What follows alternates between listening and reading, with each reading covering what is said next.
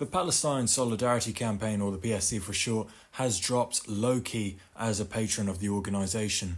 Lowkey will no longer be speaking at the capacity of a representative of the Palestine Solidarity Campaign and will no longer be platformed at PSC events. This basically has been justified by the PSC as somehow Lowkey failing to engage with the Palestine Solidarity movement. An obviously absurd allegation for anyone who has kept up to date with Lowkey's activity for the past decade and a bit. I was listening to Lowkey's pro-Palestine, anti-imperialist, anti-war tracks when I was 14. I am now 28 years of age. But Lowkey gives a more plausible explanation as to the fact that the PSC has been taking issue with Lowkey's support of Palestine Action following up to its eventual prescription as a terrorist organisation. Just a disclaimer for Starmer's henchmen like Yvette Cooper, who banned Palestine Action for daring to spray paint over military-grade equipment used to kill civilians in Gaza. This is not an endorsement of Palestine Action, its tactics. This should not be construed as endorsement for Palestine Action.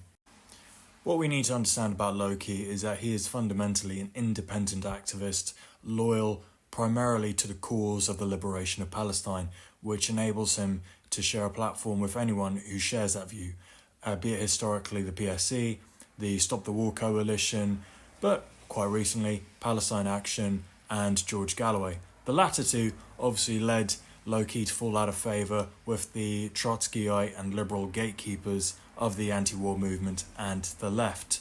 However, a bit like sanctions that get imposed on BRICS countries like China and Russia, these sanctions imposed on Lowkey are basically going to backfire on the PSC and eventually lead the PSC to isolate itself from the broader movement.